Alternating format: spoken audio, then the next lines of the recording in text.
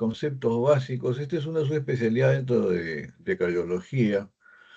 En nuestro país tenemos lugares paradisíacos como el que les pongo acá, que es Punta Sal. Aquí es pues como para ir con la familia, ver la puesta del sol, hacer unos deportes acuáticos. Tenemos de todo, pero no se entiende por qué hay gente que está empeñada en destruir el país, empezando con los errores al elegir los gobernantes. Ojalá pues que esto cambie el próximo año. Bueno, las calopatías congénitas es una patología distribuida ampliamente en todo el mundo. La prevalencia mundial depende pues de la eficacia de los sistemas de salud, de los sistemas estadísticos de la población, pero definitivamente hay zonas que tienen más prevalencia que otras debido a la mayor o menor cobertura de salud. Nuestro país tiene una prevalencia publicada similar a otras zonas como Norte de África, Australia, América del Sur, algunos lugares de Estados Unidos, que definitivamente es un problema que está presente. En cuanto a la mortalidad, también varía dependiendo la calidad y la puntualidad de los sistemas de salud. Pero esta está en disminución, como se ve en los siguientes cuadros. Si hablamos de la prevalencia de la enfermedad congénita en el adulto, vean ustedes que hay un incremento acá del año 2000 al 2030, un incremento progresivo de la cantidad de pacientes. Esto es en relación a que los tratamientos hoy en día son bastante precoces, son tratamientos que muchas veces corrigen los defectos cuando estos son simples, y la expectativa de los pacientes definitivamente se ven notoriamente mejor. En el recién nacido es una prevalencia lineal porque definitivamente los niños que nacen con enfermedad congénita por las agresiones, sea físicas, como radiaciones ambientales, mutaciones genéticas o agentes biológicos como los virus, eso sí es igual en el tiempo. Cuando analizamos el motivo por el cual un paciente con enfermedad congénita llega a los sistemas de salud, vean ustedes que si aumentamos aquí, por un examen de rutina, que puede ser un preoperatorio, un examen ocupacional, por arritmias, un control prenatal, o un paciente que llega a edad adulta y hace enfermedad coronaria, por trastornos en el ritmo, un examen preoperatorio, o por síndromes clínicos como falla cardíaca, dolor torácico, arritmias específicas o arritmias supraventriculares.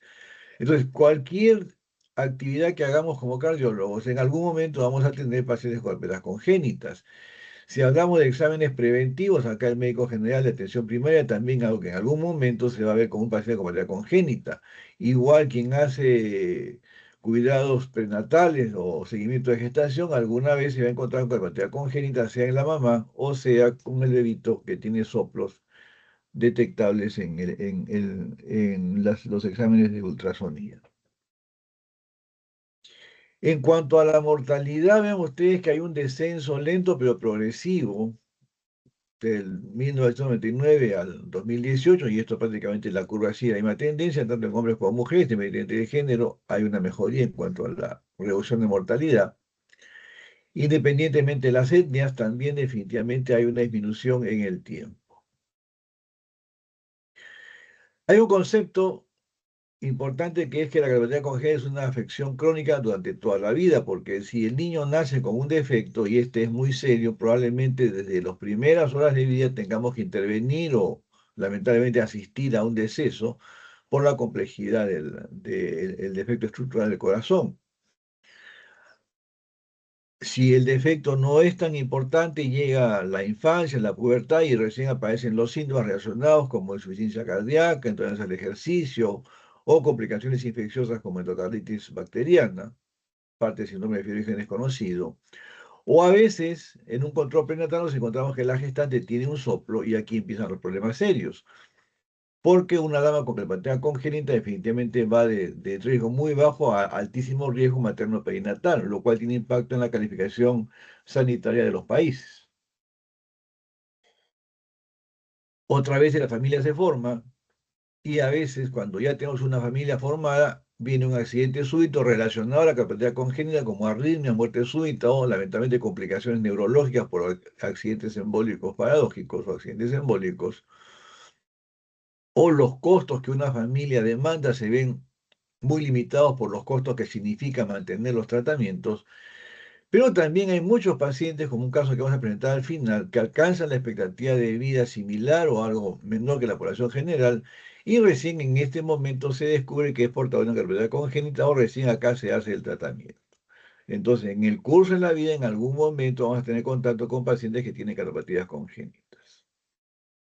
Este es un caso clínico de una paciente de 28 años de edad, yo siempre comparto lo que veo, que nació con una enfermedad congénita cianótica simple, sintomática de la infancia por la magnitud del defecto, desarrollo ponderal inadecuado, disnea inadecuada tras el ejercicio, atendía en Loreto, reside allá en Loreto, residía los Santán con misoprolol de tratamiento, la refieren a Lima para un tratamiento definitivo, pero por problemas administrativos inherentes a nuestro país no fue posible hacer la referencia.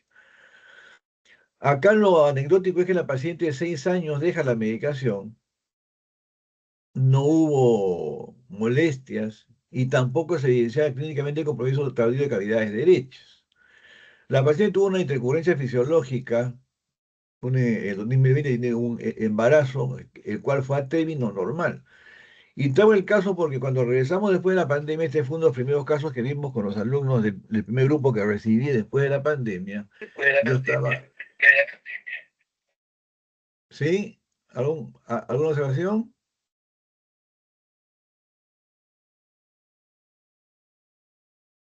Bueno. Entonces, estaba preparando yo una conferencia que íbamos a hacer en Piura sobre cardiopatías congénitas y embarazo, y justo llega la paciente y digo, este es un caso donde no se recomendaría la gestación. Y la sorpresa fue que la paciente me dijo, sí, otro hijo ya no quiero tener. ¿Cómo? Ya tú sí, ya tuve un hijo y fue normal, pero mucho gasto. Bueno, esos son otros temas. Entonces, la paciente tenía una presión arterial de 120,60, afebril, muy bajita, muy delgadita, 38 kilos, metro 40, pulmones estaban obviamente normales, choque punta en el sexto espacio intercostal izquierdo con un impulso ventricular izquierdo muy amplio, una gran cardiomegalia.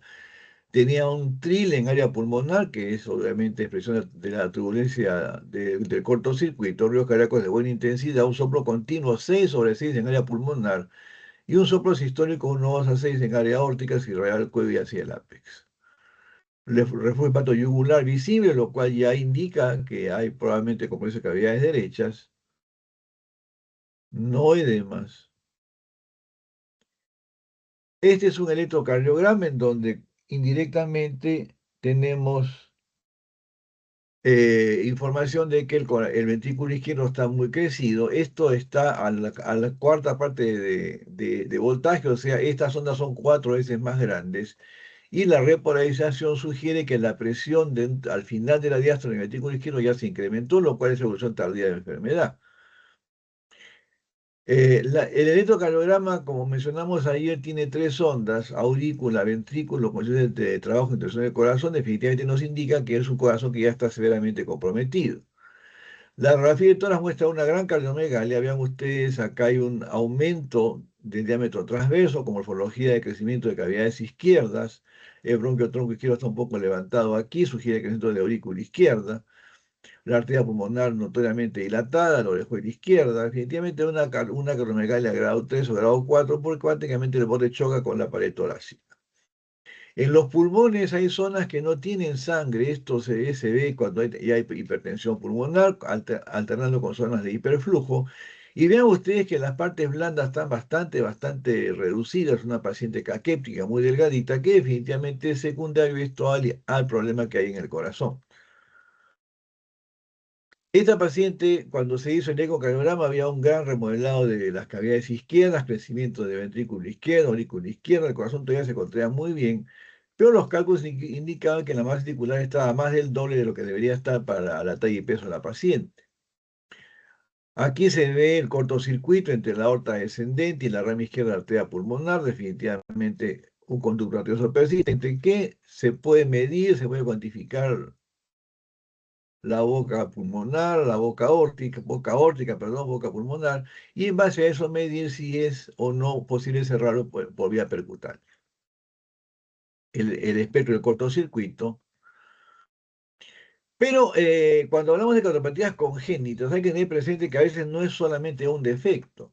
Y esta paciente tenía adicionalmente una dilatación aneurismática o un aneurisma de aorta ascendente con una especie de pseudocoartación acá, que, bueno, por la forma que hay una estrechez después de el istmo, pero sin gradiente importante, o sea, sin diferencia de presión en este punto.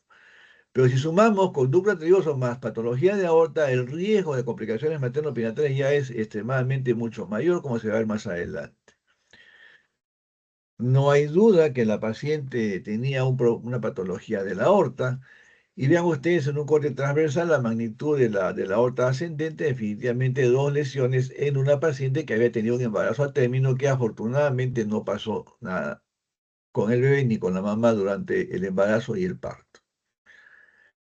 Este es otro caso, una paciente de 22 años que a los 12 años nació también con un conducto arterioso, a los 12 años se cierra por intervencionismo el defecto, pero la paciente tenía un retardo mental leve, no se hizo adecuada consejería post-intervencionismo en la pubertad, en el desarrollo de la paciente, asintomática cardiovascular, pero conoce a un caballero con su mismo problema de retardo mental, se hicieron amigos y la consecuencia una gestación de 7 semanas, que lamentablemente vino al hospital para una intervención de interrupción del embarazo por altísimo riesgo materno, porque tenía, acá se ve el cierre del defecto con un dispositivo metálico, pero vean ustedes la sorpresa, un aneurisma muy grande de la aorta ascendente. Esto es mortalidad 70 a 100% asociada al embarazo. Desafortunadamente aquí falló atención primaria, aquí debió hacerse una planificación del embarazo segura, que definitivamente pues no debió gestar hasta que se corrija este problema, pero lamentablemente si no hacemos bien las cosas, no se entienda precozmente los problemas, definitivamente pues vienen situaciones catastróficas como la que les presento. ¿Y por qué hablo de estos casos? Porque cardiopatía congénita la podemos ver en atención primaria de salud. Y vean ustedes que si una paciente nace con una cardiopatía congénita sencilla, como estenosis pulmonar o conducto arterioso, como las dos pacientes que les he presentado, el riesgo es bajo, según la OMS. Pero cuando los defectos producen modificaciones estructurales del corazón de cavidades izquierdas, el riesgo ya pasa de grado 2 a grado 3. Si se suman complicaciones tardías como hipertensión pulmonar o patología de aorta, el riesgo puede llegar hasta grado 4, que es mortalidad mayor al 70%. Y definitivamente aquí hablamos ya de una situación sumamente seria si hablamos de cifras estadísticas que tienen que ver con la salubridad de la población. Entonces, mucho cuidado cuando estemos en atención primaria y encontremos una gestante con soplo, porque hay un riesgo materno-perinatal potencialmente muy alto.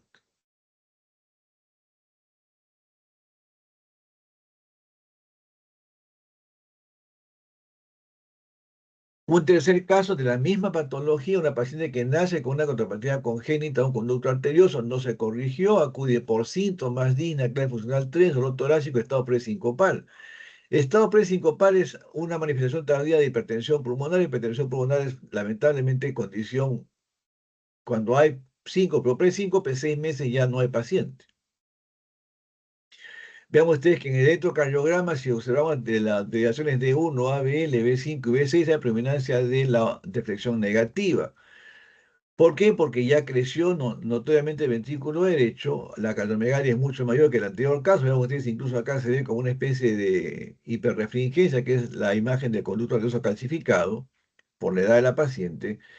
Y cuando hacemos el eco nos encontramos que hay un tremendo crecimiento de cavidades derechas, incluso son más grandes que las cavidades izquierdas, presencia de derrame pericárdico, que en hipertensión pulmonar tiene un impacto pronóstico bastante sombrío en la sobrevida de los pacientes.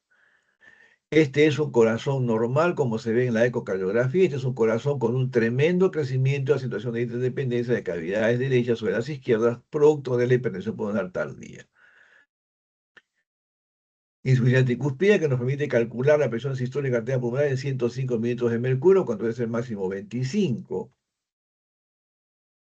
Y vean ustedes que en la imagen del conducto se ve aparentemente con muy poco flujo, es porque ya prácticamente se han igualado las presiones sistémicas con las presiones pulmonares.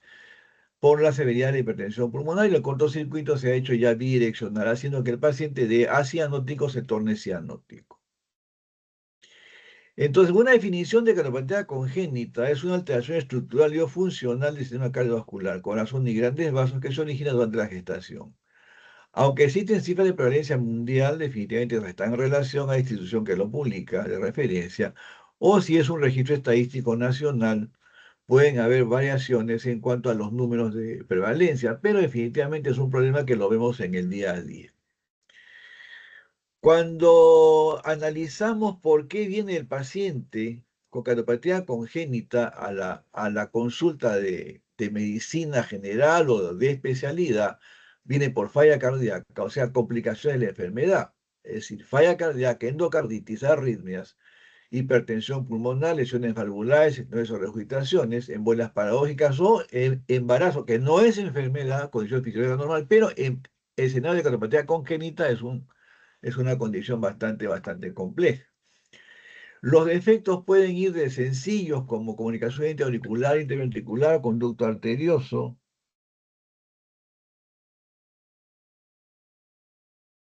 lesiones obstructivas de cavidades izquierdas, lesiones obstructivas de cavidades derechas con estenosis pulmonar, defectos ya más complejos como asociación de 4 defectos en la tetralogía de Fallot, que va a ser más adelante, síndrome de Eisenmenger, complicación tardía de hipertensión pulmonar o defectos ya demasiado complejos como un solo gran vaso que da origen al callado aórtico y las ramas pulmonares o corazón con un solo ventrículo o una sola aurícula. Dependiendo cuán severo es el defecto, definitivamente la mortalidad y el tratamiento es más complejo y los síndromes clínicos van a ser mucho más precoces en el curso de la vida de estos pacientes. Este es un reporte, un ejemplo el INCOR del doctor Adrián Sen, cirujano cardiovascular, que en el tiempo que ellos analizaron la muestra del INCOR, lo más frecuente fue comunicación interauricular, para nosotros es interventricular, perdón, para nosotros es la comunicación interauricular. La segunda imprensa para ellos es el conducto arterioso, la comunicación interauricular la tercera, entonces pulmonar la cuarta. En nosotros es sí, comunicación interauricular, conducto CM y rara vez hemos visto hipertensión, estenosis pulmonar, no tan frecuentemente. Defectos ya mucho más complejos como tetralogía de Fallot, coartación de aorta, canal atrioventricular común, otra cuestión de grandes vasos, ya son menos prevalentes, pero la complejidad de estas lesiones es mucho más seria y la solución definitivamente también requiere tecnología que a veces no tenemos disponible en nuestros hospitales. Conceptos básicos tenemos definitivamente el situs solitus, que significa la posición, el situs es la posición del corazón o las vísceras con respecto a la línea media. Aquí este es un caso de dos pacientes, una técnica que trabajaba con nosotros, que quería ver cómo estaba su corazón, y vean ustedes que se hace una radiografía y nos encontramos que tenía el corazón a la derecha. El ángulo esplénico del colon está a la derecha, está a la izquierda. La zona hepática está a la izquierda, está hacia la derecha. El pulmón, bueno, no puedo decir que tenga 3 lóbulos, pero está en este caso a la izquierda, el bilobulado a la derecha, es un situs inversus. Si analizamos los pulmones, se ven las imágenes vasculares de aspecto normal. La foto digital está muy recortada, pero vean ustedes que el tejido blando está bastante adecuado. Si lo comparamos con este otro caso, que también el corazón está a la derecha,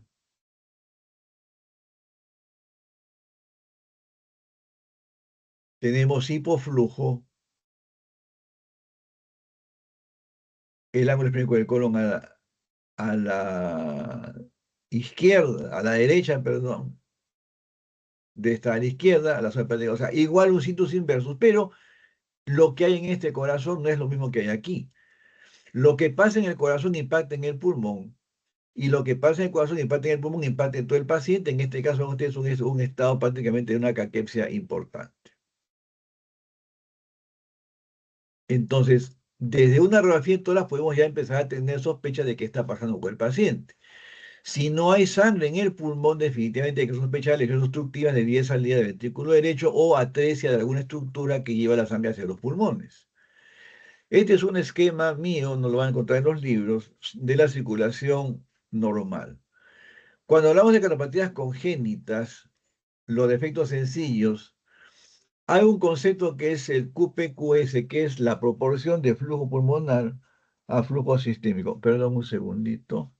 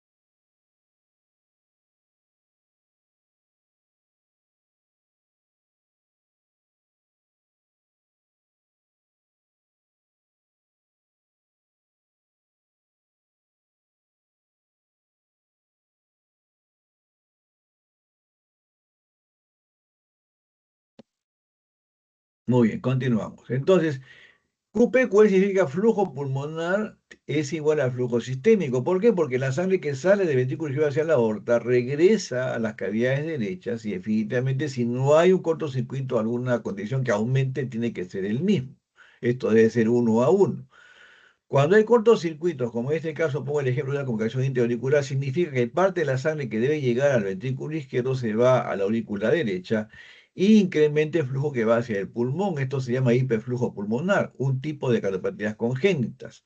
Obviamente el pulmón está diseñado para manejar el volumen normal que salió hacia las cavidades izquierdas, pero si llega más, esto induce una respuesta vascular en la circulación pulmonar que va a llevar a largo plazo a elevación de la presión de la arteria pulmonar y tardíamente sobrecarga de cavidades derechas, como se ven acá las flechas en rojo, y al final del camino elevación de la presión venosa sistémica. Si hablamos del primer estadio o primer momento, acá solamente el hallazgo del soplo por el hiperflujo, dependiendo la magnitud, más no hay, o el cambio en el electro en la radiografía.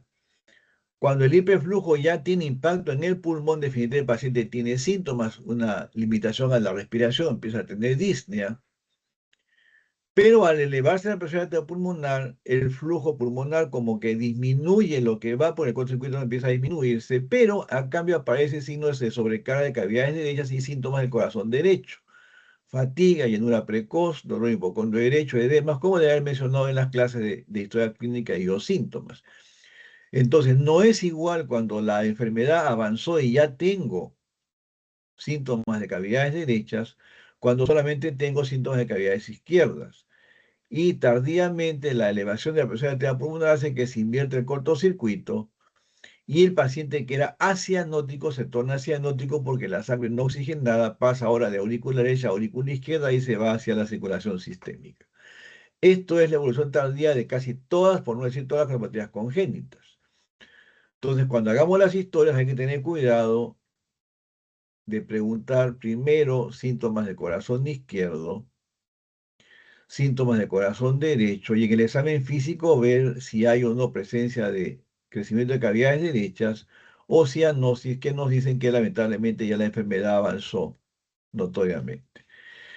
Si comentamos ahora esto, probablemente ya se mencionó en otras clases, las cifras hemodinámicas, esto es con el cateterismo cardíaco derecho, se pone un catéter que ingresa por una vena periférica a una vena central, se llega a la vena cava superior, aurícula derecha, esta es presión de aurícula derecha, avanzamos al ventrículo, presión de ventrículo derecho, avanzamos a la arteria pulmonar, presión de la arteria pulmonar aquí, se avanza hasta que ya no se puede más, se enclava el globito del catéter de Swan-Ganz, y esta es la presión capilar pulmonar, que es igual o muy similar a la presión de aurícula izquierda, igual a la presión telediastólica del ventrículo izquierdo. Definitivamente esto me da ya la presión en números. Si los ponemos, presión auricular derecha 5 a 15 milímetros, ventrículo izquierdo 5 a 25, arteria pulmonar 10 a 20, 15 a 25, capilar pulmonar de 8 a 12. Por encima de 12 milímetros empiezan a aparecer síntomas como disnea, signos como crepitantes o hiperactividad bronquial. Vean ustedes la diferencia que hay con las cavidades izquierdas. aurícula izquierda 5 a 12 milímetros, ventrículo izquierdo 12 a 120, aorta 70 a 120, por eso el conducto arterioso, la sangre se va del lado izquierdo al lado derecho. Igual en una conexión ventricular o una interventricular, las cavidades izquierdas se van hacia las cavidades derechas. Si comentamos la etiología de una coronopatía congénita, hay de defectos genéticos, mutaciones de genes simples, anomalías de cromosomas como trisomías, algunos ejemplos síndrome de Turner, síndrome de Down, trisomía 13, trisomía 18, algunos con epónimo como síndrome de Noonan o síndrome de Holoran, secundarias a agresiones biológicas como infecciones virales como virus rubiola o virus Coxsackie, agresiones químicas con medicamentos como sales de litio, algunas sustancias festivas como cocaína, alcohol o medicamentos como anfetaminas y antodina o agentes físicos como radiación. Mucho cuidado cuando indiquemos exámenes radiológicos a mujeres en edad fértil, preguntar siempre si sospecha o no si está gestando. Recuerdo mucho un caso que llega una paciente con una cefalea intensísima, en vez de hacer una buena historia de la cefalea, tomografía de frente, pensando que era un problema intracraneal, y resulta que era una migraña, la chica estaba desesperada porque se había enterado que estaba embarazada, y se hizo una tomografía con radiación sin protección del abdomen en el primer trimestre. Mucho cuidado. Preguntar siempre sospecha o gestación en mujeres en edad fértil cuando indicamos exámenes radiológicos. Dependiendo del defecto genético, hay prevalencia de un tipo de lesión cardíaca o no. La mayoría son defectos de los tabiques como comunicación interventricular, interventricular, tetralogía de Fallot o lesiones valvulares. Los que se dedican a genética definitivamente ya sospechan desde el tipo de alteración genética qué probabilidad de lesión tiene el corazón. Esto es algo, digamos, información genérica, pero para llamar la atención que cuando tenga pacientes que tienen defectos genéticos importantes, estar atentos siempre al examen del corazón porque podemos darnos con sorpresas de una cardiopatía congénita. Dependiendo la complejidad de la alteración estructural, podemos decir que hay defectos simples como comunicación interventricular o interventricular pequeñas, entonces pulmonar leve, conducto arterioso que se reparó o no y quedó un pequeño cortocircuito residual, pero que no afecta significativamente la estructura o función de las cavidades derechas o izquierdas.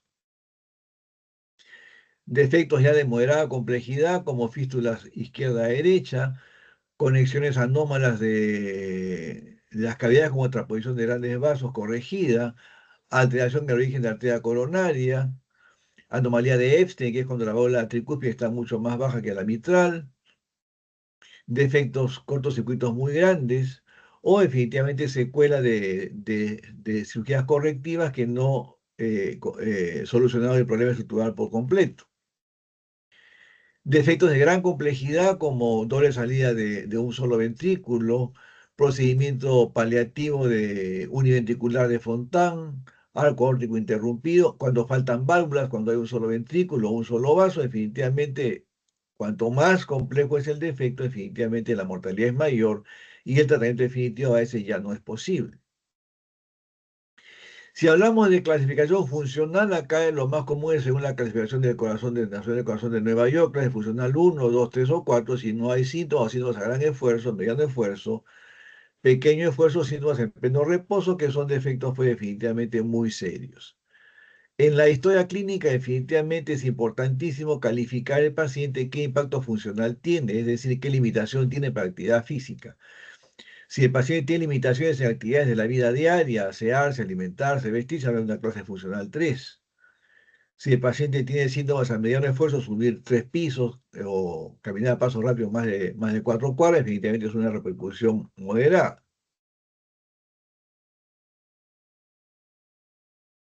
Otra forma de clasificar los defectos congénitos es en dos grandes grupos, cianóticas o acianóticas. No acianóticas no hay mezcla de sangre arterial con venosa, o especial sangre insaturada en el territorio sistémico, arterial sistémico, y las cianóticas cuando hay cortocircuito.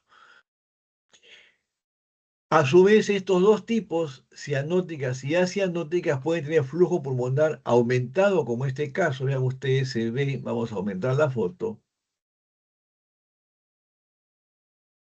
Crecimiento de todas las cavidades, pero vean ustedes, el pulmón tiene vasculatura muy visible en el tercio superior, en el tercio medio, el tercio inferior. Esto es una cardiopatía congénita con flujo pulmonar incrementado.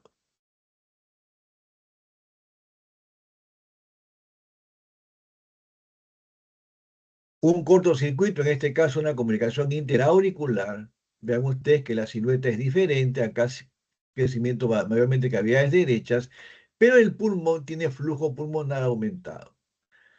Definitivamente lo común entre los dos es el flujo pulmonar incrementado, pero el compromiso estructural es muy diferente. En uno hay compromiso de cavidades izquierdas y derechas, en este caso solamente cavidades derechas. Probable compromiso, no certeza, para eso está la imagen básica, que es la ecocardiografía. Y comparemos con este caso que no hay sangre, prácticamente este flujo pulmonar disminuido porque es una patología de Fallot, en donde uno de los componentes es estenosis pulmonar que limita el ingreso de sangre hacia el pulmón. Entonces, cardiopatía congénita acianótica o cianótica, flujo pulmonar incrementado o flujo pulmonar disminuido. Y poco a poco nos vamos familiarizando con estos conceptos.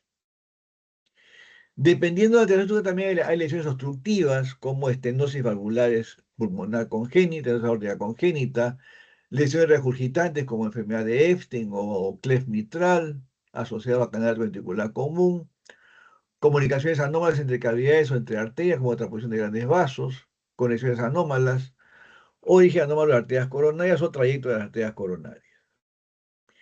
Es un ejemplo de una estenosis aórtica congénita, un caso que se operó en el hospital hace 2, 3 años, en una paciente de 19 años, afortunadamente una buena evolución postoperatoria, pero se operó un poquito tarde. El impacto de la sobrecarga de una aorta que no se abría bien, hipertrofia concéntrica del ventrículo izquierdo. Este es un ecoesofágico. Este es un caso, vean ustedes, totalmente opuesto. Acá hay una gran creación de cavidades derechas, aurícula derecha gigantesca, ventrículo derecho gigantesco, aspecto esférico. Ventrículo izquierdo prácticamente un desfiladero, igual que la aurícula izquierda. Esto es un paciente que nació con una estenosis pulmonar severísima, como se ve aquí, con un área de 0,24 centímetros cuadrados, cuando debe ser de 2 a 4 centímetros cuadrados, que definitivamente generó todos estos cambios. Lamentablemente, la víspera que se iba a hacer una valvuloplastía pulmonar, el paciente hizo muerte súbita por una arritmia ventricular secundaria al severo compromiso de ventrículo derecho. No se pudo recuperar, lamentablemente. A los 28 años se perdió la vida de este paciente. Las que tienen flujo pulmonar incrementado, entonces son los cortocircuitos, comunicación interauricular, interventricular, canal ventricular común. De las obstructivas, flujo pulmonar disminuido, estenosis pulmonar, que puede ser subvalvular, valvular o supravalvular, hipoplasia o atresia de tronco o de válvula pulmonar, que definitivamente a veces van asociadas a los cortocircuitos. Viendo ya en específico algunos tipos de efectos, comunicación interauricular, este es el esquema que lo vimos al inicio, el cortocircuito, el impacto hemodinámico, la respuesta del lecho vascular pulmonar, la sobrecarga de cavidades y tardíamente se invierte el cortocircuito. Aquí hay un concepto importante de el impacto funcional del cortocircuito, que es la hipertensión pulmonar, que puede ser precapilar o puede ser postcapilar pulmonar. Cuando hablamos de precapilar, en el esquema, el capilar pulmonar está aquí. O sea, el mecanismo tiene que estar antes del capilar pulmonar y el mecanismo genera la elevación de la presión arterial pulmonar cuando tenemos hipertensión pulmonar precapilar. Si el defecto o patología está después del capilar pulmonar, es decir, en cavidades izquierdas, en forma retrógrada aumenta la presión pulmonar, es decir, hipertensión pulmonar postcapilar. Hay lesiones que producen patrón mixto. Pero para que se entienda, cuando hablamos de hipertensión precapilar es que el problema está antes del capilar pulmonar. Y la definición es que debe haber una presión media arterial pulmonar de más de 20 milímetros de mercurio, una presión capilar pulmonar normal, o sea, menos de 15 milímetros de mercurio, y una resistencia vascular pulmonar mayor de 3 unidades Wood. Comunicación interventricular. Vean ustedes que acá el problema es entre los dos ventrículos. Y el ventrículo izquierdo, como mencionamos, tenía presiones de 120 contra 25. Entonces el ventrículo derecho acá va a recibir no solamente volumen, sino también presión. Y el compromiso va a ser mayor y más precoz. Pero vean ustedes que el cortocircuito que llegó al pulmón, si no ha aparecido hipertensión pulmonar, definitivamente va a afectar sobrecarga de volumen al ventrículo izquierdo, que no está diseñado para manejar volumen, sino para manejar presión y va a tener un remodelado tardío como el que vimos en la radiografía de flujo pulmonar aumentado, flujo pulmonar disminuido, con crecimiento de cavidades izquierdas. La consecuencia es la misma: respuesta vascular pulmonar, hipertensión pulmonar, como hizo derecho, y tardíamente inversión del cortocircuito. En este caso, el compromiso del ventrículo izquierdo tardío produce hipertensión pulmonar postcapilar, en donde la diferencia es que tenemos una presión pulmonar de más de 20 milímetros, un capilar más de 15, y si no es cortocircuito, la presión, la resistencia vascular pulmonar debe ser normal o baja. Lamentablemente, si es por un cortocircuito, es patrón mixto, es decir, tiene presión de más de 20 milímetros, capilar elevado y resistencia elevada. O defectos de cavidades izquierdas tardíamente producen también incremento de resistencia vascular pulmonar. Si hablamos de manifestaciones clínicas de las cardiopatías congénitas, en la infancia es retardo de crecimiento, lactancia alterada, afecciones pulmonares frecuentes, es decir, neumonías o bronconeumonías, no la gripe que nos da cada 2 o 3 meses, sino paciente tiene que requerir antibiótico a la vena. El niño es muy llorón, su oración, cianosis. El tema del crecimiento es fundamental, pero ¿cómo preguntarle a la mamá que no tiene oportunidad de llevar al paciente a control del niño sano, está creciendo bien o no?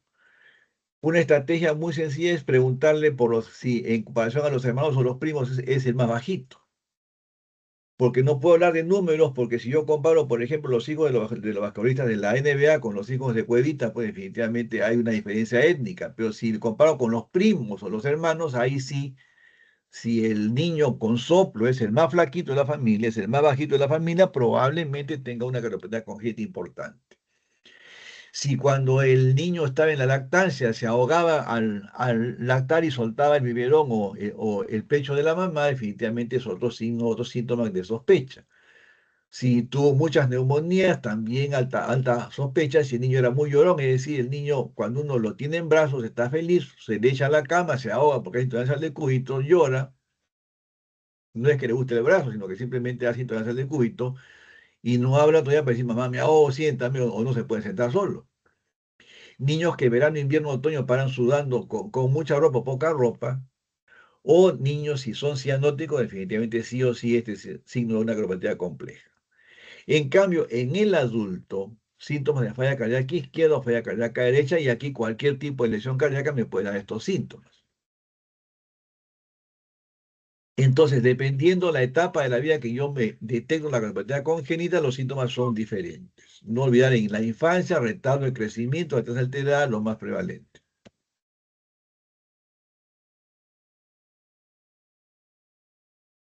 En imagen, definitivamente, este es un niño que aparentemente está con una gran dificultad respiratoria. Acá parece que hay desbalance torácico-abdominal, está con oxígeno, está boqueante, este chiquito está cianótico. Pero aquí el caballito está de lo más tranquilo, parece que está feliz. Si tiene soplo, es un defecto sencillo, en cambio acá son defectos complejos probablemente. Esto es lo que se llama el squatting, característico de la patología de Fallot, las cardiopatías que tienen flujo pulmonar disminuido, que el niño cuando siente que se le baja la presión, adopta esta posición que mejora el retorno venoso y mejoran los síntomas. Un ejemplo típico de síntomas de falla cardíaca izquierda en adulto, paciente con ansias de aire, acá Nete ha dibujado tirajes intercostales, supracavidad, supraesternal. Vean ustedes que no hay edemas, pero el pulmón está con mucha sangre, la suelta cardíaca no es normal, comparado con esta señora que aparentemente no está con falta de aire, el pulmón tiene poca sangre, pero las cavidades de ella son muy grandes, acá han dibujado la sombra hepática muy crecida, edemas, esto es hipertensión venosa sistémica. Si le sacamos todo el agua a esta paciente, va a quedar como este paciente caquéptico, definitivamente, pues que puede ser lo mismo que veo una neoplasia en estadio avanzado o una enfermedad infecciosa crónica de larga evolución que definitivamente producen estados hipercatabólicos similares a las enfermedades cardíacas cuando son avanzadas. Entonces, La radiografía de tórax es muy útil en semiología de cardiopatía congénita porque me dice primero si la silueta es normal, las dimensiones, esto se ha de haberlo revisado ya en práctica. La posición cardíaca definitivamente ayuda, no es igual una dextroposición cardíaca con flujo pulmonar disminuido, flujo pulmonar normal, una imagen con crecimiento de cavidades derechas y una imagen con crecimiento de cavidades izquierdas. Entonces, como verán, no hay que ser experto para reconocer un corazón normal, normal con circulación pulmonar normal, pero en mala posición, todos los órganos acá, tamaño aparentemente normal o disminuido, pero con flujo pulmonar notablemente disminuido, un paciente caquéptico.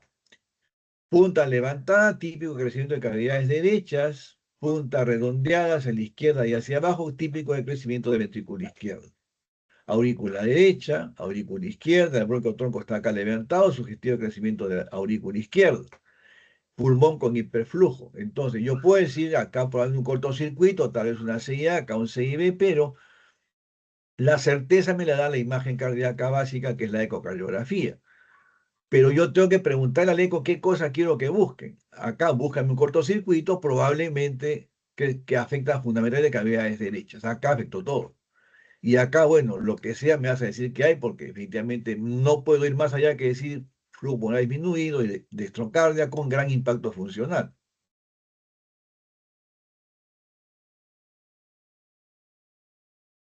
En el examen clínico, definitivamente, ya esto ya deben haberlo mencionado, se examina por la derecha, hay que palpar primero, hacer la inspección con el tórax descubierto, mucho cuidado si es una dama, hay que explicar primero por qué se va a descubrir el tórax. Los puntos de topográfico ventrículo izquierdo están sobre los dedos, derecho sobre la palma de la mano.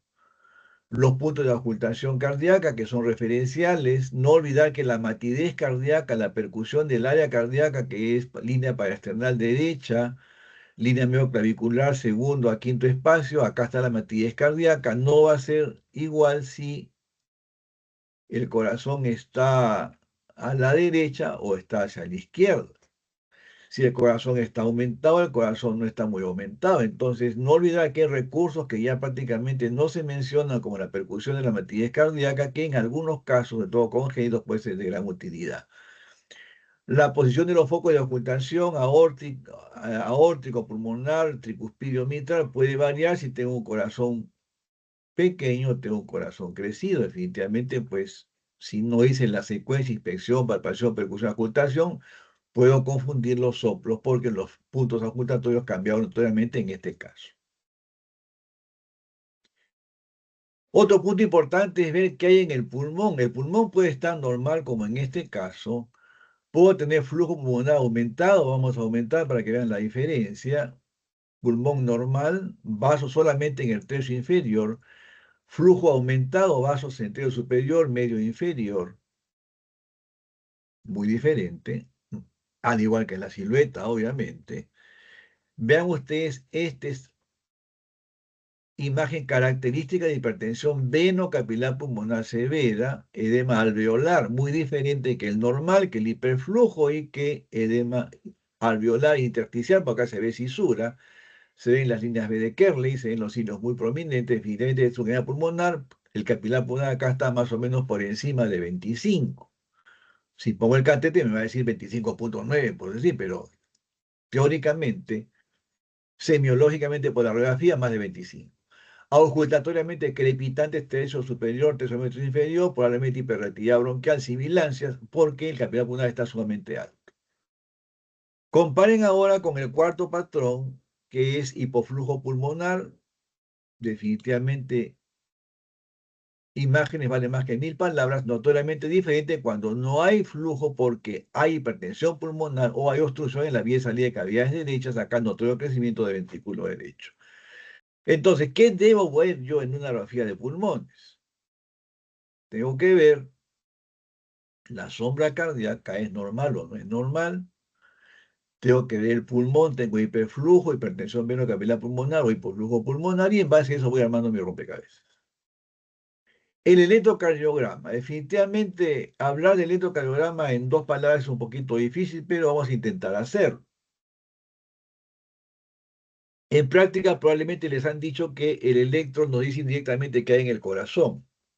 Estas letritas que hay acá son puntos de observación. Si yo veo un avión desde el aire, lo voy a ver muy chiquitito. Si lo veo desde la tierra, voy a ver que parece un edificio si estoy frente a un Airbus 380. Pero igual tiene alas, tiene cola, tiene tren de aterrizaje, tiene puertas. Entonces, dependiendo los puntos de observación, que son las derivaciones periféricas y precordiales, tenemos nosotros que la morfología de los complejos va cambiando. Pero si algo es útil para reconocer el corazón es derivación D1, derivación ABL, derivación B5 y B6. Si la reflexión predominante es positiva, como este caso, predomina el ventrículo izquierdo. Si la deflexión es negativa o es similar, negativa que positiva, en D1, en ABL, en B5 y en B6, predomina el ventrículo derecho. Así es fácil. Obviamente, si hice la palpación a la ocultación y ya sé que hay impulso ventricular izquierdo y veo un electro de estas características, me confirma el crecimiento de ventrículo izquierdo. Si la radiografía muestra una silueta como esta, me confirma el crecimiento del ventrículo izquierdo porque palpé el ventrículo izquierdo. Entonces, no olvidar que los exámenes se interpretan en función a qué paciente se les ha realizado. Antes de pedir un examen, tengo que haber hecho una buena historia y un buen examen físico para que pueda contestar preguntas con los procedimientos que vienen, sea un electrocardiograma, que ya nos acercamos al diagnóstico estructural, que lo da la imagen básica de la ecocardiografía. Este es un caso de una concordancia normal. Válvula mitral está conectada entre aurícula izquierda y ventrículo izquierdo, tricúspide entre aurícula derecha y ventrículo derecho. Observen ustedes un detalle acá interesante, que la válvula mitral está un poquito más abajo que la válvula tricúspide, es lo normal. Esta es la vía de salida izquierda, la arteria aorta está orientada hacia la izquierda o hacia cavidades derechas que están acá, pero esta es la posición normal de la aorta. Vean ustedes aquí, en este caso, este es un paciente de 45 años que fue a una evaluación de rutina ocupacional, hipertenso, electrosugestivo de crecimiento del ventrículo izquierdo, pero se hizo un examen ecográfico básico y había sospecha de una tumoración en el ápex, así fue la referencia de carta masa cardíaca. Se hizo un examen de medicina nuclear, había una hipercaptación en el ápex, se sospechaba tumor cardíaco, pero quien hizo el eco no se dio cuenta de un pequeño detalle, que es lo cuando hicimos nosotros. Vean ustedes que acá la válvula que está a la izquierda está más arriba que la válvula que está a la derecha. Y el ventrículo que está a la izquierda no tiene músculos papilares, sino tiene banda modeladora. Entonces, este es un ventrículo derecho con su válvula tricúspide que está hacia la izquierda, conectado con la aurícula izquierda. Se llama transposición corregida de vasos. Este es una válvula mitral con el ventrículo izquierdo conectado con la aurícula derecha. Esta es una cardiopatía congénita un poquito compleja, en donde no se han conectado bien los ventrículos con las aurículas. Recordar que la válvula siempre sigue a su ventrículo. Y hay características propias de cada ventrículo, que eso se va a hablar cuando hagan pediatría o ya lo hicieron en el curso de anatomía. Entonces, cuando yo tengo dudas, la imagen cardíaca básica, que es la ecocardiografía, me contesta la duda que tengo. Sí, hice bien el trabajo inicial. Otro ejemplo, anomalía de Epstein, por ejemplo. Aquí tenemos que la válvula tricúspide está muy abajo en relación a la mitral. Esto hace que parte del ventrículo izquierdo, que está acá muy grande, se comporte como aurícula izquierda, una tremenda aurícula derecha. Está bien que intraauricular desviado hacia la izquierda, prácticamente limita el llenado del ventrículo izquierdo, pero hay un estancamiento acá. Y vean ustedes la magnitud del crecimiento del ventrículo derecho comparado con el izquierdo, que definitivamente parece una cavidad, la mitad del ventrículo izquierdo. Este es el caso de la dextrocardia con situs inversus, que no tenía prácticamente tejido blando. Eh, Dentro de la sombra cardíaca lo que encontramos fue un canal atrioventricular común. Acá falta la mitad del septum interventricular, la mitad del septum interventricular, y hay una sola válvula atrioventricular. Este paciente tenía adicionalmente una severa hipoplasia de la arteria pulmonar y sus ramas, por eso es que el pulmón no tenía sangre. Se hizo una cirugía paliativa llevando sangre de la subclavia izquierda a la rama izquierda de la arteria pulmonar, que funcionó al inicio, pero conforme fue desarrollando ya no funcionaba adecuadamente. Y cuando fuimos y fue referido por una evaluación de seguimiento, nos encontramos con esta sorpresa. Canal ventricular común, una coronilla congénita compleja con severa hipoplasia arterial pulmonar. Aquí esta paciente, 29 años de edad, cianótica no corregida, va con síntomas, digna, fatiga, edema inferiores, palpitaciones, evaluada en emergencia, tenía un solo ventrículo. Ven ustedes que no hay tabique interventricular, tiene sus dos aurículas, tiene la arteria aorta acá, la pulmonar está en una posición posterior y un solo ventrículo. Es un ventrículo único, definitivamente la congénita compleja, cianótica, y la paciente fue porque quería gestar. Obviamente se le dijo que era imposible, lamentablemente la gestación en este escenario, alta mortalidad. Esta es la conexión normal, la vena cava inferior llega a la aurícula derecha, la cavidad que sigue es el ventrículo derecho, obviamente tiene su banda modeladora, conectado con un vaso que se divide en dos, que es la arteria pulmonar. Acá nuevamente la vena cava. En este caso, una septo auricular un poquito redundante, que se mueve como un fleco. Esto se llama fosa oval redundante aneurismática. La arteria pulmonar, cuando es normal, si subimos el transductor, se ve que está en orientación opuesta a la aorta, vasos cruzados, que es lo normal. Esta es una vista muy difícil de hacer, pero con habilidad se puede hacer. Inclusive registrar acá en celeste el flujo que va hacia los pulmones. Esta es la conexión normal del ventrículo derecho con la arteria pulmonar, que en otra vista subcostal vemos acá la división en las rama derecha y rama izquierda. Este es el callado aórtico. Esta es la vista donde vemos a veces la coartación de aorta en este punto. Esta vista es un poquito difícil. Acá veo las dos venas pulmonares derechas, las dos izquierdas. Esta que se llama vista del cangrejo, parece la cabeza del cangrejo con las dos tenazas. Vista normal de venas pulmonares. Un ejemplo de obstrucción de vía de salida de ventrículo derecho, síndrome de Noonan, muy frecuente en miocardiopatía hipertrófica derecha por la severa estenosis subaraugular pulmonar que tienen estos pacientes, que genera también una hipertrofia severa de ventrículo derecho. En este caso, vean ustedes la severa obstrucción de la vía de salida del ventrículo derecho, prácticamente colapso en sístole. Y con el color se ve la turbulencia de flujo de alta velocidad característica de lesiones obstructivas.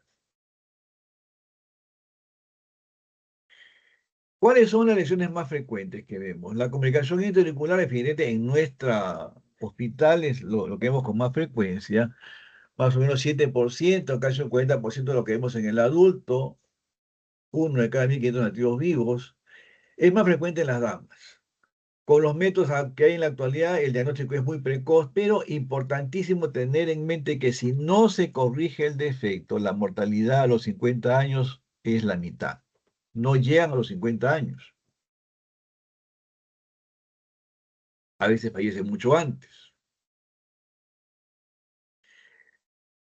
El defecto está ubicado acá en el centro auricular, la más frecuente ostium secundum, más otro esquema de detalle, ostium primum cuando es aquí abajo, secundum es el tercio medio del septum, primum en la base en relación a las varas atrioventriculares, seno venoso superior en relación a la vena cava superior, seno venoso inferior, vena cava inferior, este es muy difícil de ver, o una aurícula única. Estos son dibujos míos, septum normal, este es un septum primum, ostium secundum, seno venoso superior. La fisiopatología ya la vimos en antes dos veces, cortocircuito aurícula izquierda, aurícula derecha, hiperflujo pulmonar, que es semiológicamente es lo que produce el soplo y el doblamiento de segundo ruido, hiperflujo pulmonar, incremento de la resistencia vascular pulmonar y definitivamente tardíamente inversión del cortocircuito. En la ocultación cardíaca, lo principal es impulso de ventrículo derecho, o en el examen cardíaco, perdón, impulso de ventrículo derecho. Y este es el ejemplo, no sé si lo han presentado en práctica en otras clases del ciclo cardíaco, Primer ruido, segundo ruido, onda de pulso. Si ocultamos tomando el pulso, nos orientamos y vamos a reconocer que hay un sonido que se llama clic de eyección pulmonar, por la diferencia de presión importante entre el ventrículo derecho y la arteria pulmonar. El flujo increciendo, rasposo áspero, como dice el libro, soplo sistólico eyectivo, mesosistólico, porque si acá empieza la sístole, contracción isovolumétrica, eyección, reacción isovolumétrica, pues, y creciendo, rasposo áspero, en otras palabras suena así, como está resfriado y no tiene pañuelo, y coincide con la onda de pulso, y es imposible confundirse si ocultamos tomando el pulso. Esto es por el cortocircuito que aumenta el flujo.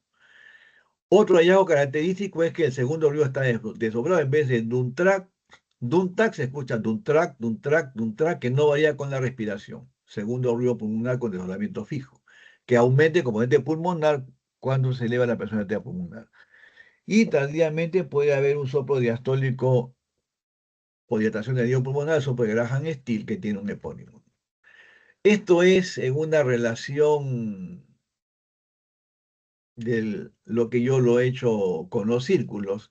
Lamentablemente, cuanto mayor es el tiempo que el paciente está con el cortocircuito, la sobrevida va disminuyendo y lamentablemente a veces llegan con falla cardíaca derecha a nuestra oración. Este es un caso clínico de una dama de 29 años de edad, portaba un soplo cardíaco de nacimiento, antecedentes no contributorios, se hablaba por disnea de esfuerzo, un dolor torácico atípico, era opresivo, no muy característico. Presión arterial, frecuencia cardíaca, respiratoria normal, pulmones normales. Tenía un soplo sistólico demasiado intenso para una CIA. 4/6 en área pulmonar, irradiado al cuello y se irradia hacia la espalda. No olvidar que cuando el soplo se irradia a la región interescapular, o es coartación de aorta o es estenosis pulmonar. Por eso, siempre soplo sistólico en la base, área aórtica o área pulmonar, decía al paciente que se siente, que no respire y escuchar la espalda. A veces nos vamos con sorpresas. En el electrocardiograma, signo de gran crecimiento y sobrecarga de cavidades derechas, vean ustedes ese predominante en D1, en ABL, en B5 y en B6.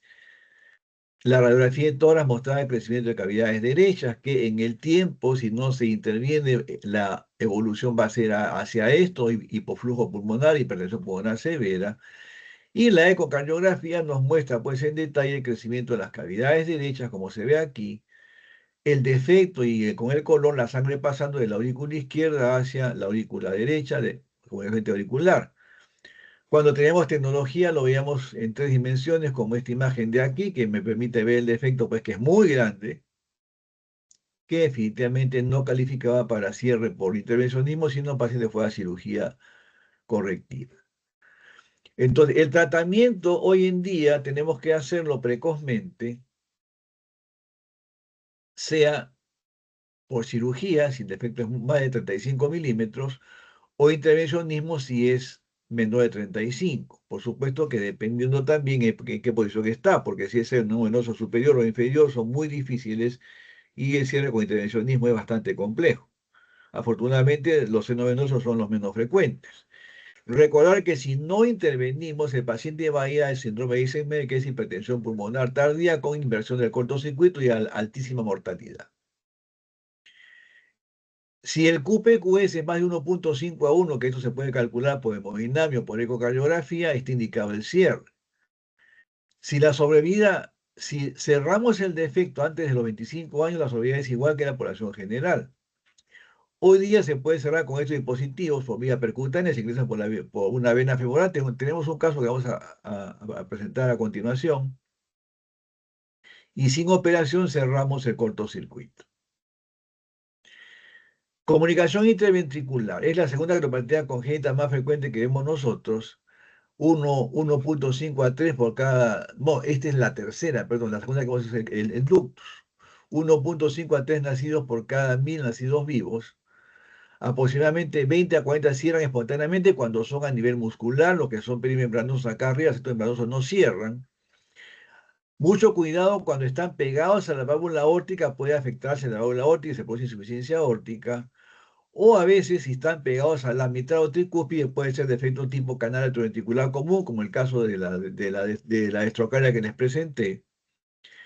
Los defectos pequeños no requieren cierre, pero sí tienen alto riesgo de endocarditis asociados a infecciones o procedimientos contaminados. Por eso siempre, pacientes con C y B, hay que hacer profilaxis de endocarditis si se someten a cualquier procedimiento que muestre tejido contaminado, como endodoncia, procedimientos de tubo digestivo, procedimientos ginecostéticos, urológicos, mucho cuidado. Los defectos cuando son muy grandes lamentablemente generan hipertensión pulmonar y síndrome de Eisenmenger, es decir, inversión del cortocircuito. Este es un dibujo mío también de un defecto intraventricular muscular o de entradas, porque entrada, tractos de entrada de los ventrículos, por eso se llaman defectos de entrada. Este es un defecto yuxtatricuspidio, que a veces el velo septal de la tricúspide puede cierre espontáneo. Este es un defecto de salida porque está en la vía de salida del ventrículo izquierdo. Este es el que afecta frecuentemente la válvula aórtica. Este es un de doble comunicante porque está hacia la salida de la válvula pulmonar y la válvula aórtica en relación al velo coronariano derecho. Este es el velo derecho, velo izquierdo, velo no coronariano.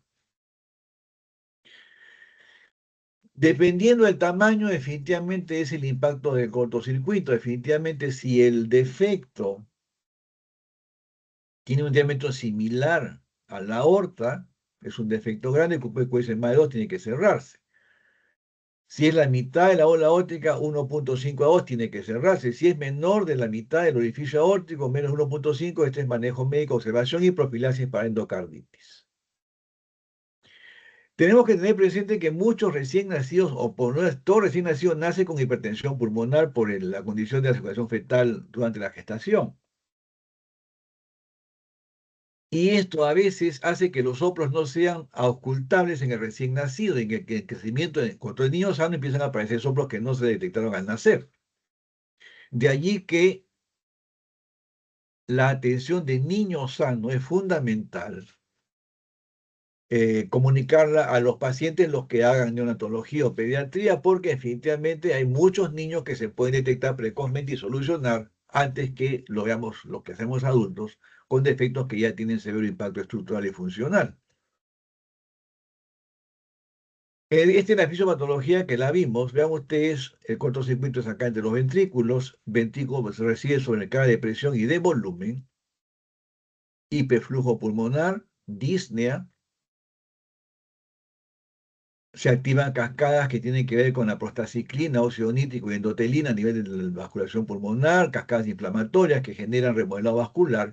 Y eso definitivamente eleva la presión arterial pulmonar, sobrecarga del ventrículo derecho, insuficiencia derecha, fatiga, llenura precoz, dolor hipocondrio derecho, mala digestión, edemas y tardíamente inversión del cortocircuito. Igual que la CIA. Con la gran diferencia que acá sí se afecta el ventrículo izquierdo. Entonces el patrón de hipertensión pulmonar es precapilar y postcapilar, patrón mixto. En este caso, si ustedes recuerdan que la presión pulmonar desde la contracción isovolumétrica es mayor en el ventrículo izquierdo que en el ventrículo derecho,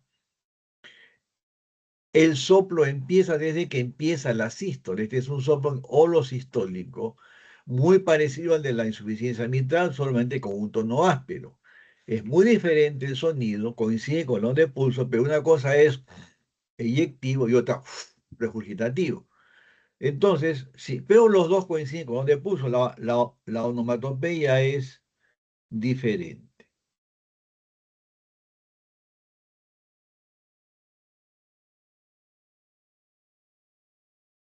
Muy bien. Y no olvidar el soplo de Graham-Steel por dilatación de la arteria pulmonar secundaria y hipertensión pulmonar, por lo menos de grado moderado a más.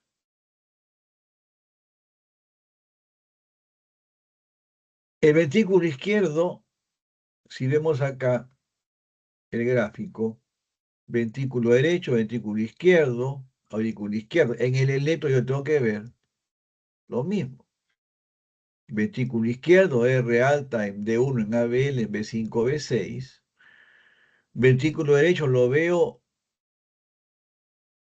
viendo el eje que está acá en más 60 grados, no es una clase de electro, pero el eje acá está en 60 grados, que me dice que algo está haciendo que el eje beta lígida esté en posición normal.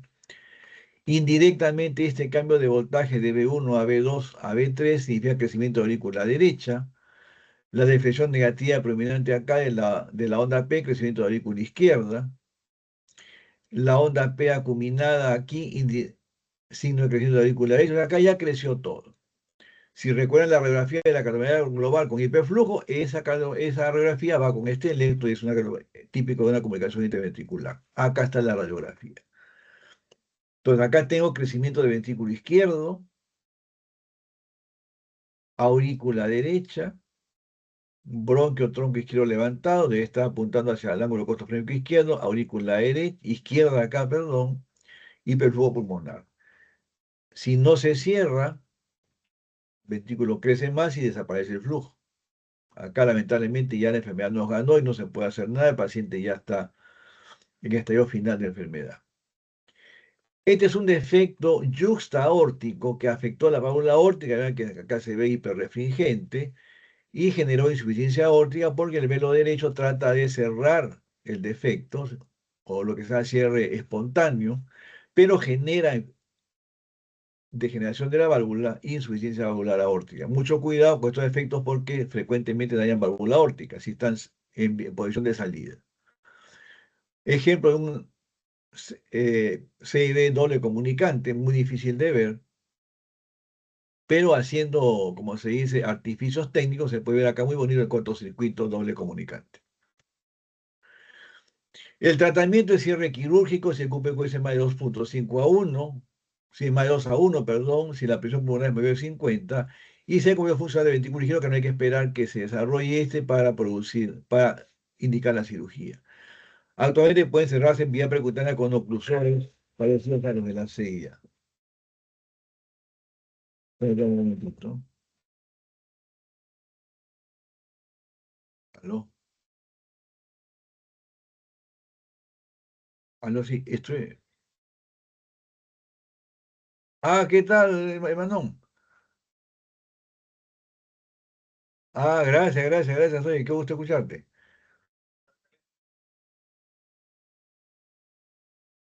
Sí, sí, sí.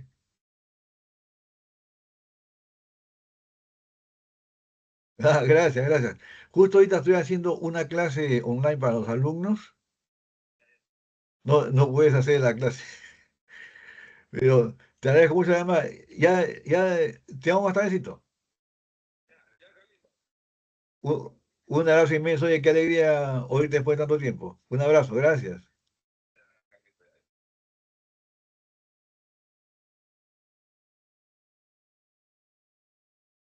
Muy bien, continuamos. Entonces, la tercera cardiopatia congénita que vamos a revisar rápidamente es el conducto arterioso persistente. Esto es la segunda que vemos nosotros en prevalencia, muy frecuente, sobre todo en altura. Nuestro país tiene altura y definitivamente pues tenemos que estar atentos a soplos en el área pulmonar, si son continuos o en maquinaria que expresan cardiopatía congénita tipo conducto arterioso. Tiene alto riesgo de endocarditis. En el adulto se puede calcificar y definitivamente cerrarlo en el adulto es peligroso porque se puede romper y es una catástrofe. Tardíamente producen hipertensión pulmonar y si no me dicen Menger incluso. Y los que no se operan, 2/3 partes o hacen endocarditis o hipertensión pulmonar antes de los 60 años. Hay un concepto ducto diagnosticado, tiene que ser ducto cerrado. Aquí el cortocircuito está entre la aorta y la arteria pulmonar y vean ustedes que el impacto compromete el ventrículo izquierdo y compromete el pulmón. Si no se cierra, no se interviene, la secuencia tardía va a ser la misma, hipertensión pulmonar y tardíamente inversión del cortocircuito. Entonces, cuando hagamos historias, tener presente siempre preguntar problemas izquierdos, Disney en todos sus grados. Si el paciente que tenía el soplo y ya no tiene disnea, no es que se curó milagrosamente, sino que desarrolló hipertensión pulmonar que limita un poco el cortocircuito, pero hay que estar muy atentos a preguntar por síntomas derechos que ya están presentes, llenura precoz, dolor hipocondrio derecho, mala digestión, edemas, porque la sobrecarga derecha genera estas molestias. Y buscar cianosis diferencial en estos casos, es decir, de brazo izquierdo hacia las piernas, porque el cortocircuito se invierte desde el conducto hacia abajo, no va hacia la mitad superior del cuerpo. En este caso el soplo es continuo, más intenso en sístole que en diástole, pero en el tiempo varía el soplo y se hace de menor intensidad y es sistodiastólico, o sea, hay un componente sistólico de arteria pulmonar hacia la arteria aorta por elevación severa de la presión arterial pulmonar. Aquí lamentablemente ya es muy tarde para intervenir. El electro muestra pues crecimiento de ventrículo izquierdo, importantísimo, crecimiento de aurícula izquierda, y signo de sobrecarga severa diastólica extrema, que ya con elevación de presión telediastólica puede estar repolarización anómala que sugiere sobrecarga de presión, pero en realidad es por isquemia inducida por la elevada presión telediastólica. En la radiografía, ventrículo izquierdo, aurícula izquierda, arteria pulmonar, hiperflujo. En el eco, crecimiento de cavidades izquierdas cuando estas son predominantes, aspecto esférico por la sobrecarga de volumen, y el cortocircuito que se ve de la rama izquierda de la arteria pulmonar, de la arteria aorta hacia la rama izquierda de la arteria pulmonar, y el espectro característico cuando todavía la presión pulmonar está normal o baja. Conforme aumenta la presión pulmonar, lamentablemente se invierte el cortocircuito, como ven ustedes acá, igual que el dibujo que les he presentado. Aquí, lamentablemente, ya no hay nada que hacer. En este caso de acá, todavía podemos cerrar y ofrecer al paciente mejoría funcional y mejoría de la expectativa de vida, que es lo más importante. Entonces, todo conducto arterioso diagnosticado tiene que ser cerrado. Concepto importantísimo. Se puede inducir el cierre con farmacología con indometacina en neonatos prematuros o lactantes a término. Se puede cerrar por cateterismo con dispositivos tipo alambres, los coils, o si son muy grandes con dispositivos de cierre de sella, se puede cerrar también. Tratamiento médico de falla cardíaca, se va a ver en el siguiente curso, pero siempre conducta arterioso, profilaxis de endocarditis, en caso de pacientes que se han sometido a procedimientos potencialmente contaminados, como procedimientos dentales, como endodoncias, extracciones dentales, procedimientos ginecostéticos, urológicos, digestivos. Mucho cuidado que hay que dar profilaxis antibiótica. Para recordar este gráfico que podemos tener hipertensión pulmonar precapilar, CIA, presión media pulmonar más de 20, capilar menor de 15, resistencia más de 3, pero postcapilar, conducto arterioso o CID, presión pulmonar media más de 20, capilar más de 15, resistencia más de 3 cuando hay patrón mixto. Defectos ya un poco complejos, ya estamos casi por terminar. La tragedia de Fallot son 4 defectos. Tenemos un cabalgamiento de la aorta por un desalineamiento de la aorta con respecto al septo. Esto genera una comunicación interventricular, segundo defecto. Tercer defecto, estenosis o hipoplasia pulmonar. Y cuarto defecto, severa hipertrofia del ventrículo derecho. Pues se llama tetralogía de Fallot. Entonces, tenemos comunicación interventricular, estenosis pulmonar infundibular o valvular o hipoplasia pulmonar. La aorta está en posición derecha, cabalgando al septum. Hipertrofia del ventrículo derecho. Una teoría es que hay un alineamiento inadecuado de el tronco con respecto al centro interventricular. Mucho cuidado con anomalías coronarias presentes en el 15% de los pacientes. Porque a veces la coronaria cruza la vía de salida derecha y para ampliar la vía de salida de la cirugía uno corta la vía de salida. Si no sabe por la coronaria, generamos un infarto. Puede haber atresia pulmonar y esto genera que si hacemos la corrección no va a haber flujo pulmonar adecuado. Primero hay que hacer una paliativa y el callado puede estar hacia la derecha en algunos pacientes. Los síntomas crisis de cianosis de hipoxia, el paciente se pone en esta posición de squatting cuando se siente que se va a desmayar. Dedos en palillo y tambor, soplo sistólico en área pulmonar 3 o 4/6, o un soplo continuo si se asocia al conducto. Importante que la sobrevida, conforme avanzan los años, cae dramáticamente. Vean ustedes que a los 30 años solamente 6% llegan vivos, a los 40 solamente 3%, si no se hiciera el defecto en infancia. Este es un caso que llegó a los 25 años, a estos son cianosis con los de tambor, crecimiento de ventrículo derecho muy importante, S predominante en D1, en ABL, en B5 y B6, radiografía con hipoflujo pulmonar, vean ustedes, prácticamente no hay flujo pulmonar y crecimiento de cavidades derechas, el septum, prácticamente la silueta choca con el esternón. Este es un niño pequeño, hipoflujo pulmonar, crecimiento de ventrículo derecho. Es una paciente que nos llegó al hospital a los 39 años, prácticamente con severa falla derecha, casi no había flujo pulmonar, se decidió cirugía.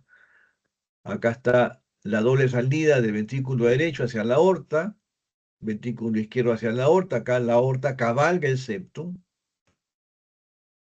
La imagen de la estenosis subolar pulmonar severa que tenía y el gran hipertrofia del ventrículo derecho. Citología de Faldo. Vean ustedes la pared del ventrículo derecho un poquito más gruesa que la pared del ventrículo izquierdo, cuando debe ser al revés. Esto es una cirugía paliativa. Reloctausin de la subclave izquierda de la rama izquierda arterial pulmonar para llevar sangre al pulmón y que desarrolle la vasculatura pulmonar cuando hay severa hipoplasia. O se crea un cortocircuito tipo ventana aortopulmonar entre la aorta ascendente y el tronco arterial pulmonar. Y la cirugía definitiva se cierra el C y B, se alinean los vasos y se amplía la vía de salida. Cuando hay coronaria con origen o trayecto anómalo, por acá pasa la coronaria. Si yo tengo que seccionar para ampliar la vía de salida con un parche, definitivamente pues me voy a llevar la coronaria y voy a generar una complicación que puede ser letal. Defectos más complejos, tronco arterioso. Acá hay una sola arteria que vean ustedes que da origen al callado aórtico y a las dos ramas de arteria pulmonar. Hacer una corrección definitiva aquí definitivamente es muy difícil, a veces imposible, hacer cirugías paliativas nada más. Defecto más complejo, transposición de grandes vasos. Aquí hay circulaciones paralelas, porque vean ustedes el esquema. Ventrículo izquierdo conectado con la arteria pulmonar, la sangre va a los pulmones, regresa por las venas pulmonares a la aurícula izquierda, ventrículo izquierdo, y ¿en qué momento pasa por la aorta? Lado derecho, sangre venosa, vena cava superior, inferior, aurícula derecha, ventrículo derecho sale por la aorta, otra vez regresa y cuando se oxigena. Si este niño no nace con un cortocircuito CIA o un conducto arterioso, en las primeras horas fallece. De allí que cardiopatía cianótico que no sopla, cianótico que está muerto. Hay que correr y hacer lo indecible por crear un cortocircuito a nivel auricular que con un catéter se puede hacer. Y con el cortocircuito creado se garantiza sangre oxigenada parcialmente que vaya a la circulación sistémica para que el niño desarrolle.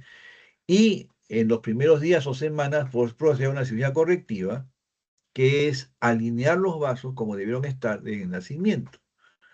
Es un procedimiento bastante complejo y de alta tecnología, la cirugía de Yatene, que diseñado por el profesor brasileño Alvi Yatene, en donde secciona los grandes vasos y los anastomos en posición normal y reimplantan las coronarias.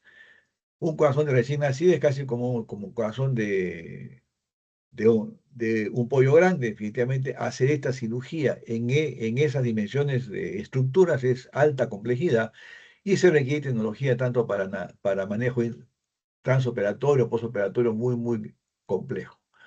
En nuestro país se han hecho algunas cirugías de este tipo, pero definitivamente es una de las cardiopatías congénitas más serias que hay. Muy bien. La cardiopatía congénita, pues, es una enfermedad crónica que acompaña al paciente durante toda la vida. En ese sentido, les voy a mostrar un caso ya para terminar con la conversación. Este es un caso de exportación. Me dicen si apareció.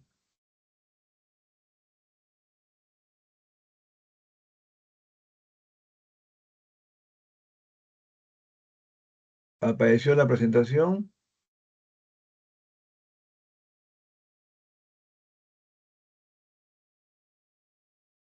¿Me escuchan?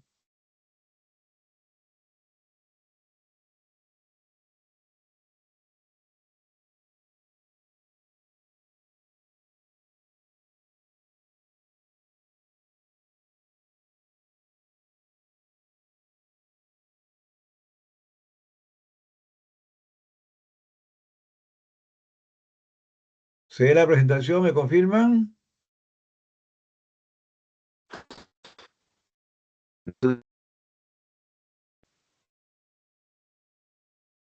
¿Se ve la segunda presentación?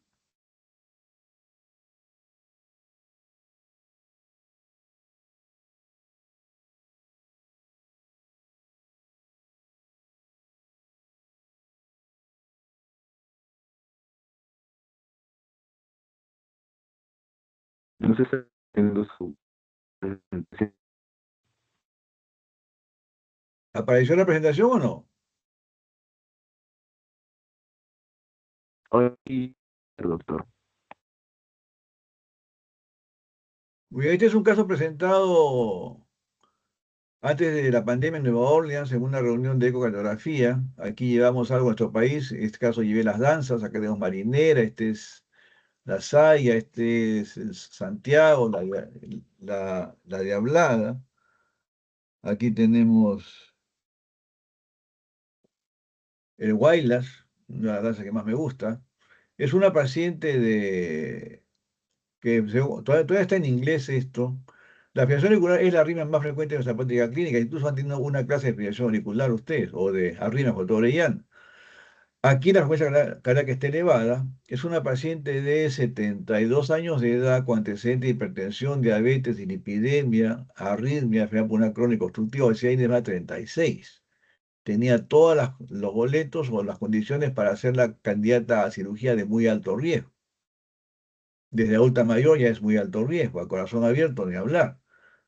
La paciente a los 26 años de primer embarazo se le encuentra una congregación intraauricular, no aceptó la cirugía porque no tenía ningún síntoma, pero pasan los años y ya emergencia con dolor torácico agudo, la clase de ayer, y arritmia. También semiológicamente hablamos ayer que era la tercera causa de consulta de emergencia. Se le calificó como una paciente de muy alto riesgo por el score TIM y score Grace. Se da tratamiento agudo con aspirina, clopidogrel, oxaparina, atorvastatina y al día siguiente se somete a una angiografía coronaria. Se encuentra una lesión proximal de la arteria descendente anterior, se procede a hacer la angioplastía, como se ve aquí, el vaso ya está permeable.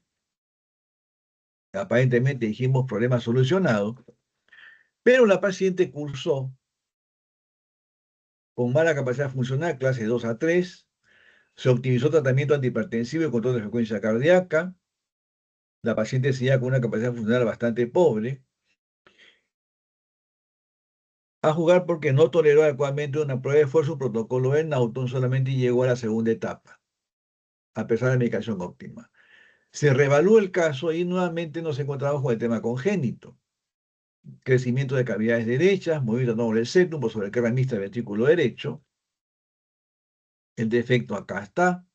La vena cava dilatada, elevada presión arterial pulmonar, se calificó en 70 minutos de mercurio. Presiones de llenado limítrofes, capilar pulmonar se calculó en 13,2 milímetros de mercurio, como se ve aquí. Un caso desafiante, cuando tenemos eco tridimensional, con el software de ventrículo izquierdo, lo adaptamos a evaluar ventrículo derecho con un poco de ingenio, como se ve aquí. Función ventricular derecha todavía estaba normal.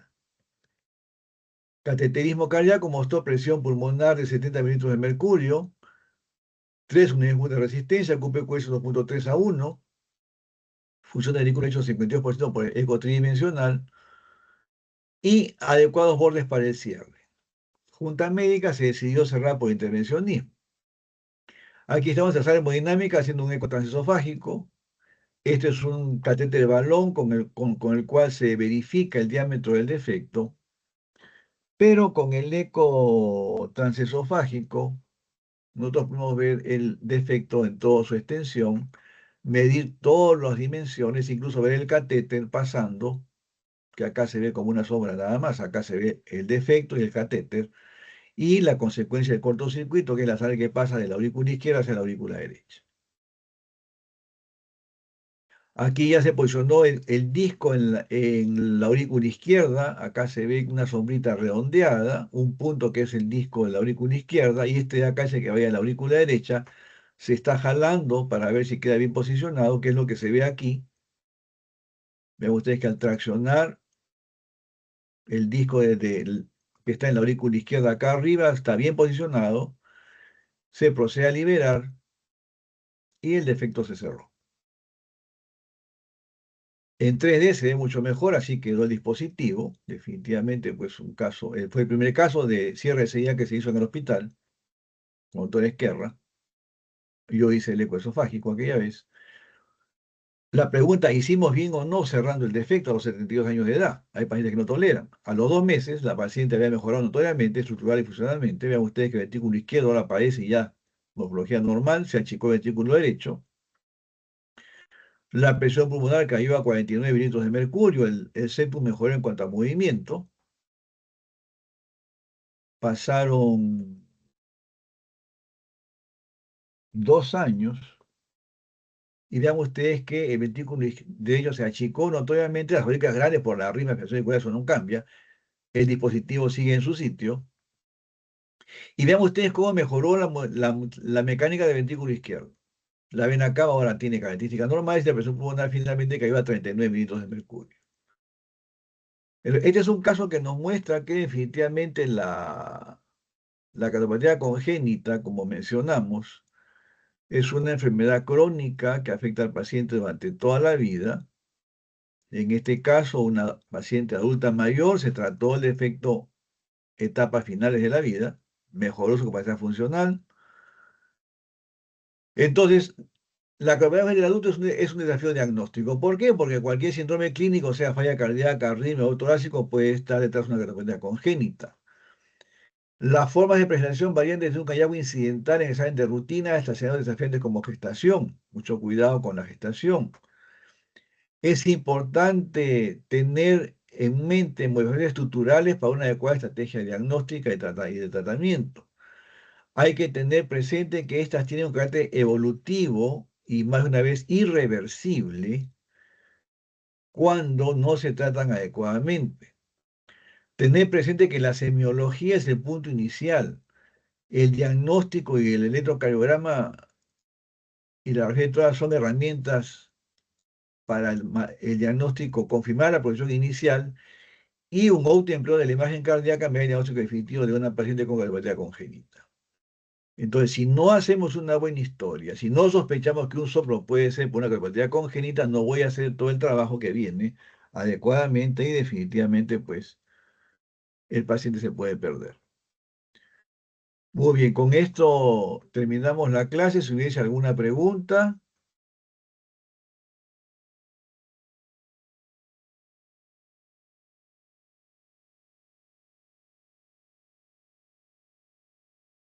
No, doctor, me parece que todo está claro. Muy bien, entonces no se olviden que la cardiopatía congénita es un escenario que está desde el nacimiento hasta la edad adulta, como el caso que les he mostrado. Nunca es tarde para solucionar y definitivamente el seguimiento de los pacientes con imagen cardíaca, con semiología como base, definitivamente pues nos permite con certeza tomar decisiones como este último caso que les presenté. Espero que las dos conversaciones hayan sido de utilidad y nos veremos en el siguiente curso. Está bien, doctor, muchas gracias. Muy bien. Hasta luego. Hasta luego, doctor, buen día. Gracias, gracias.